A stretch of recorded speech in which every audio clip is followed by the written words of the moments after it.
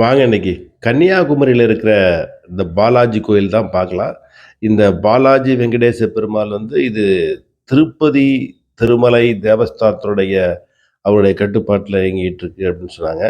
நாங்க ரோட்ல மினி பஸ்ல இறங்கி அப்படியே நடந்து போயிட்டுருக்கோம். இங்கேருந்து நடந்து போனோம்னா அது ஒரு 200, 300 அடி இருக்குன்னு வச்சுங்களேன். அப்படியே குரூப்பா நடந்தா கார்கள் நீங்க தனியார் பேருந்து, டூரிஸ்ட்லாம் வந்தீங்கன்னா நேரா நீங்க போயிடலாம் கார்லயே. இல்ல அப்பன்னா ரோட்ல தான் இறக்கி விடுவாங்க. ரோட்ல இறங்கி கொஞ்சம் தூரம் வரலாம். அந்த ஆர்ச் பாருங்க. அந்த ஆர்ச் வழியா உள்ள வரோம். கட்டடம் பாருங்க எவ்வளோ அற்புதமா இருக்கு. அருமையான முறையில இந்த வடிவமைச்சிருக்கிறாங்க இந்த கட்டடம். இந்த கட்டடத்த முழுவதும் கீழ எல்லாம் விழா காலங்கள்ல ஏதோ ஹோமம் இந்த மாதிரி வளர்த்துறது, அந்த மாதிரி இருக்க மாட்டிருக்கு. நாங்க உள்ள பார்க்க அனுமதி இல்லை. ஆனா 2ஆம் தளத்தில பாத்தீங்களா, 2ஆம் தளத்துடைய படிக்கட்டு எவ்வளோ அருமையா அமைச்சிருக்காங்க. இந்த 2ஆம் தளத்தில தான் நீங்க பார்க்கக்கூடிய பெருமாளுடைய ஆலயத்த பார்க்கலாம். பெருமாள் என்ன திருப்பதியில என்ன உயரத்தில, என்ன அமைப்புல இருக்காரோ, அதே உயர அமைப்புல இந்த அமைச்சிருக்காங்கன்னு வச்சுங்களேன். இது நல்லா அருமையா இருக்கும். ஆனா திருப்பதி வேறு, இந்த கோயில் வேறு. திருப்பதி மாதிரி இருக்குன்னு சொல்லாமலேயே, திருப்பதியும் வெறும் மிகப்பெரிய வேற்றுமை இருக்கிறது. ஆனா திருப்பதி, திருப்பதி தான். ஆனா தாயார் சன்னதி அங்க இருக்கும். இங்க வந்து நீங்க பார்த்தீங்கன்னா, ஆண்டாளுடைய சன்னதி தான் இருக்கும். திருப்பதி போல இருக்குதே தவிர, பெருமாள் மட்டும் திருப்பதி மாதிரி இருக்காரு. மித்தெல்லாம் துவாரபாலகர்கள் இருக்காங்க. ஆனா திருப்பதி வேறு, இது வேறு பாருங்களேன். நல்லா ஐயப்ப கோயில் பக்தர் சீசன்லாம் நல்லா வந்துட்டு போயிட்டு இருக்காங்க. இந்த இந்த பக்கம் பார்க்குறது மடப்புலி, நேரா இருக்கிறது ஆண்டாள் சன்னதி. அப்படியே இங்கேருந்து அப்படியே இப்ப நல்ல இயற்கை காட்சிகளோட பார்த்தீங்கன்னா, வள்ளுவர் சிலை பார்க்கலாம். இங்கேருந்து வள்ளுவர் சிலை, அர இயற்கை காட்சிகள் அருமையா காத்து சக்கையா அடிக்குங்க. பயங்கரமா அடிக்குது. காத்து விறுவிறுன்னு அடிக்கிறதுல நல்ல அருமையான காற்று. இயற்கையோடு சூழ்ந்த பெருமாளை சந்திக்கலான்னா, இங்க தான் நீங்க பார்க்கலாம். திருப்பதியிலயும் இயற்கை இருக்கு. ஆனா இது கடல் ஓரத்தில் கடல் அலைகள் நல்லா அருமையா இருக்குன்னு வச்சுங்களேன். நெறைய பேர் வந்தவங்க பூரா தங்களுடைய செல்பேசியில இந்த கேமரா மூலியமா படங்கள் எடுத்துட்டு இருந்தாங்க. நாங்களும் படம் எடுத்தோம். வள்ளுவர் சிலை எங்கேருந்து தெரியுது பார்த்தீங்களா? வள்ளுவர் சிலை. பசங்களுக்கெல்லாம் ஒரு ஜாலியா இருக்குன்னு வச்சுங்களேன். கூட்டிட்டு போனீங்கன்னா நல்லா பார்க்கலாம். கோடை காலத்தில இன்னும் அருமையா இருக்கும். நாங்க போனது வந்து கார்த்திகை. கார்த்திகையில போனதுனால கொஞ்சம் அது நல்லா தான் இருக்கு. நீங்க எப்போ வேணாலும் போலாம். பாருங்க.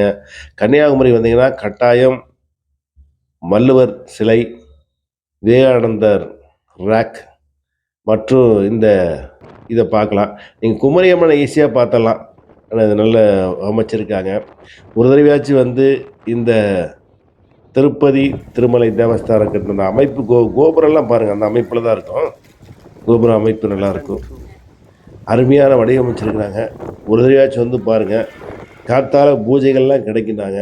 நாங்க போயிருந்தப்ப திருப்பதி லட்டு தராங்க அப்படின்னு ஒருத்தர் சொல்லியிருந்தாரு. அங்க போய் கேட்டோம். திருப்பதி லட்டுலாம் ஒண்ணும் இல்லைங்க இப்போதைக்கு இல்ல. வந்தா வேணா குடுப்போம் அப்படின்னாரு.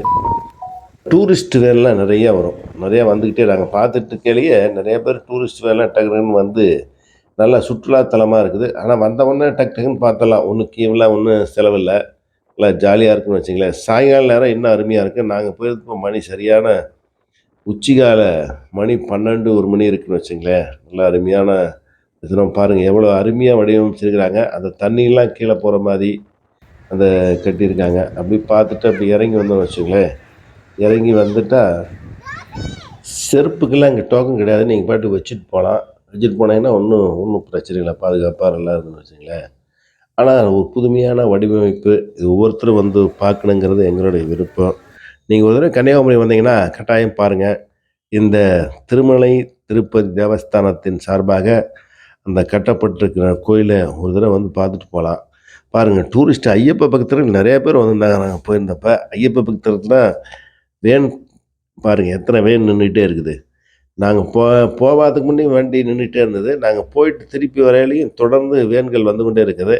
இது ஐயப்ப கால சீசனால ஐயப்ப பக்தர்கள் நெறையா பாருங்க. தொடர்ந்து ஒன் பை ஒன்னா, ஒன் பை ஒன்னா வந்துட்டே இருக்கும். ஒரு தடவ நீங்க போய் பாருங்க. ஆனா டிராவல்ஸ்ல போறவங்களுக்கு டக்குனு அங்கேயே போய் இறங்கிக்கலாம்னு வச்சுங்களேன். கடலாம் கடல் அலையாம். வணக்கம் வியூவர்ஸ். கன்னியாகுமரியில் இருக்கின்ற பாலாஜி கோயிலை தான் நீங்கள் பார்த்துட்டு இருக்கீங்க. பிரமாண்டமான முறையில் இயற்கை எழில் கொஞ்சும் அப்படின்னு சொல்லுவாங்க. இங்கேருந்து நீங்கள் பார்க்கலாம் வள்ளுவர் கோட்டத்தையும் விவேகானந்தர் பாறையும் பார்க்கலாம் பாருங்கள்.